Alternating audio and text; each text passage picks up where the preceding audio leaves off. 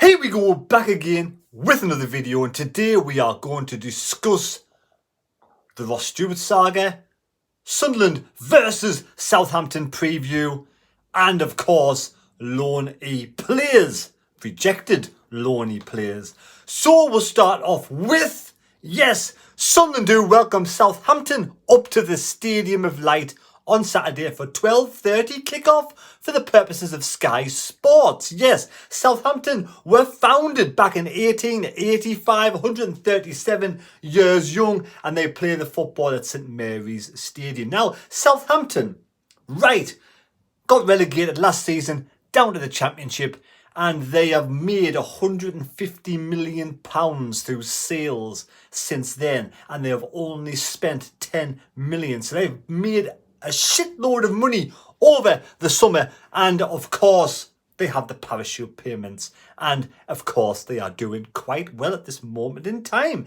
Now, Russell Martin is their manager. Russell Martin being in charge of MK Dons, where he tried to sign Ross Stewart. Massive fan of Ross Stewart. And he was in charge of 80 games. He won 30. He drew 19 and lost 31. Then he got promoted or got moved on to Swansea, where again, 99 games in charge, won 36, drawn 27 and lost 36. And now he's at Southampton, 5 games in charge. He's won 3, drawn 1 and lost 1. And he wants Ross Stewart. Che Evans possibly could be leaving Southampton, so he wants Ross Stewart at the club along with they have other eyes, other fingers and other pies as well, but Ross Stewart he's a big fan. Russell Martin's a massive fan of Ross Stewart, and there's no reason why he shouldn't be. Ross Stewart is absolutely a fantastic footballer on his day, a fantastic all-round footballer when fit. But that's the ifs, that's the buts, that's the maybes. Sunderland have this model at the club at the moment where they have this wage cap or whatever that may be, I don't know. But Ross Stewart is in his final years. One good deal left for Ross Stewart at the ages of about 27 years of age he is. So he has one good deal, and Southampton, with all of that money they have made, they can afford to pay Ross Stewart one hell of a wage. Hell of a wage more than Sunderland can do. So it's looking like we're going to lose Ross Stewart. Now, Ross Stewart, touch wood, he does come back as good as ever. But that's the chance you have to take. You're taking the chance he gets over that Achilles problem, and he was injured before that as well with a different injury, so he is injury prone. So you're going to pay all that money. And Keith Downey on Sky Sports said Sunderland did sort of reject a £4 million bid yesterday for Ross Stewart for Southampton, but apparently they've come back in today allegedly with a £6 million bid plus £1 million of add-ons. That is a lot of money for a player that might not even get back to full fitness ever again. We don't know. I said regardless what happens to Ross Stewart, I do wish him all the best in the future. But do we turn down that bid and wait for the third one coming in, then the £8 million bid sort of thing? Then we can go and get our own striker and bring our own striker in. But do we want to wait till the last day and then we're going to be rushing around for a striker, rushing around for a striker? Hopefully he's already coming in. But Tony Mowbray has been in charge of Sunderland for a whole year today, in charge of the club, and probably this will be his last year in charge of the club if the owners have their way. Now, Tom Cannon has had, there's a £7 million bid allegedly gone in from Norwich, who want Tom Cannon. So it looks as if Norwich, with the money they have as well, will probably be able to outbid Sunderland. Because Tom Cannon, for me, is the only player around that I think could come in and substitute, Ross Stewart. Because I think Tom Cannon did it last season with Preston in the Championship, scored some goals. So he's been there, done that. Not as much as Ross Stewart, but it could be a good replacement.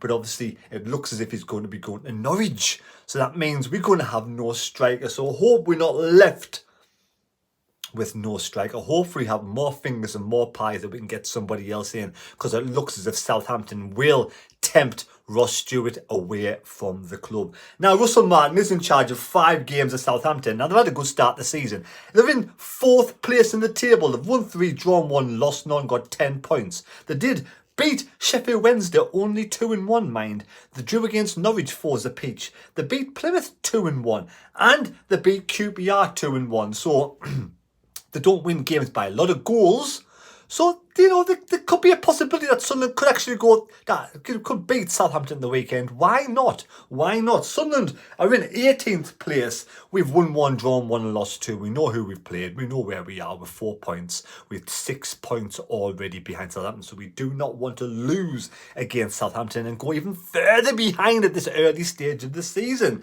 Now, we all know the ex-Geordie Adam Armstrong, who plays for Southampton. Please don't let him score at the weekend. 57 games and 8 goals. The ex-Newcastle. He was born in Newcastle United supporter. Don't let him score, whatever. And then also there's his younger brother, or his older brother, Stewart Armstrong, plays for Southampton. I'm only joking. He's Scottish. He was born up in Scotland or wherever he was. And he's got 153 games played for Southampton with 16 goals. The midfielder, the Scottish international, 42 appearances for Scotland with 4 goals. So they've got a good side, abundance of players in that side already. So this will be a massive test at the weekend. It really will be. I know we know head to heads. We've won 24. We've drawn 17. We've lost 27. The last time we beat them was a 2-1 win when Gomez, yes, was it Jordi Gomez or whatever you call him, scored 2 goals. Ward-Prowse was sent off, and a player, yes, a rising star scored Southampton's goal. Sadio Mane scored for Southampton that day. But we did lose back in 2014, 8-0. That amazing own goal by, I forget his name now, you'll know, not me, leave his name down in the comment section. So there we have it, Southampton at the weekend. Really, really tough game of football. Before we get into this loan situation, we'll look at this. Quick look at the team. No, we'll talk about the loan first. Right. So, my source has come back on. Doesn't know much about players coming in, but what he has said is that there's been a couple of loan offers at Sunderland. A couple of clubs have come into Sunderland and wanted to loan Sunderland players away, but they've been rejected. All of them have been rejected by the hierarchy at Sunderland. They are trying to keep hold.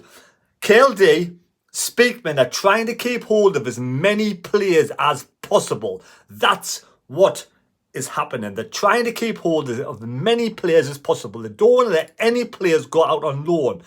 Again, this is just from my source. We'll soon know if there's any truth in this as the next couple of days go on. And I mean truth as in the KLD doesn't change his mind. Speakman doesn't change his mind. Because at this moment in time, the offers have been rejected.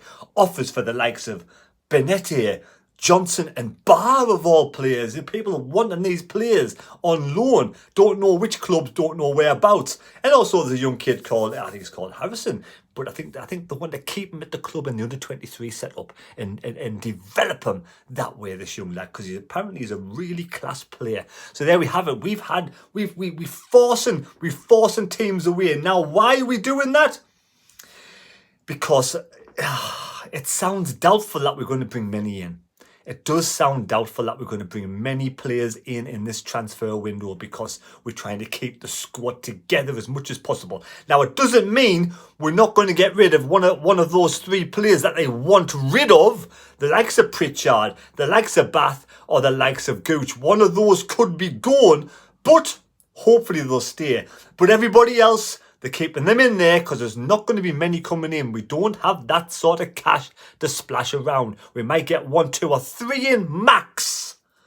Max 1 or 2 most, especially if Stewart goes and they have that 6 to 8 million from him. That will be absolutely fantastic. So there we go. Right, we're going to go on to team news now. I've had to think of this.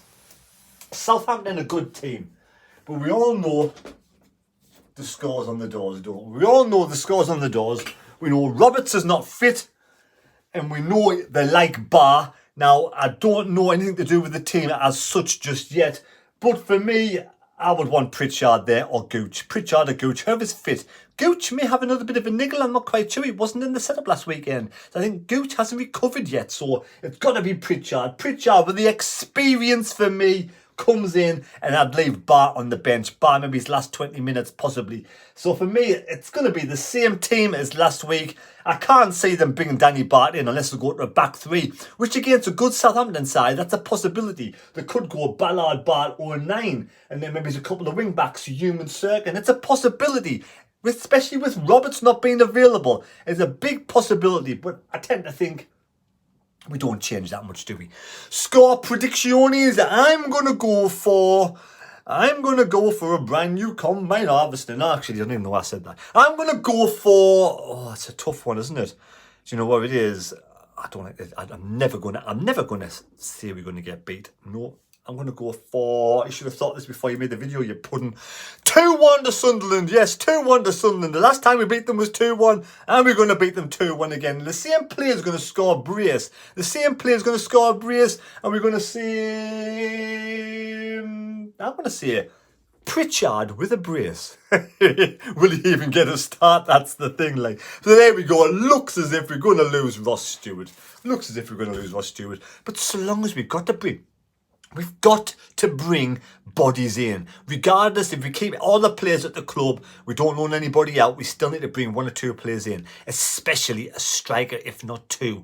Got to. Cannon looks as if he won't be coming to the club. Looks as if he's going. That leaves us with, there's not much out there, to be fair, is there? There's not much out there. The dregs, I know that sounds horrible, but players who don't have the experienced players, we're going to have to probably get, maybe he's 1 or 2. I think we'll get some kid in. I think some kid from a Premier League club, we'll get him on loan, we'll bring him in, and possibly this other lad, this Russian, this other lad who's, not fully fit yet, and we'll make do. We just don't have the money. So there we go. Leave your score predictions down below for a point in the big book of C. Hope you've enjoyed the video. Please subscribe to the channel. We're only 75. Where'd I get 25 from? 75 more subscribers away from 17,000. So please, if you're new to the channel, subscribe. If you're already watching the videos and you haven't subscribed, hit the subscribe button. Much appreciated. And thank you to everybody who's watching the videos. Take care. God bless me. God go with you. We'll see you tomorrow with some more transfer news. Adios.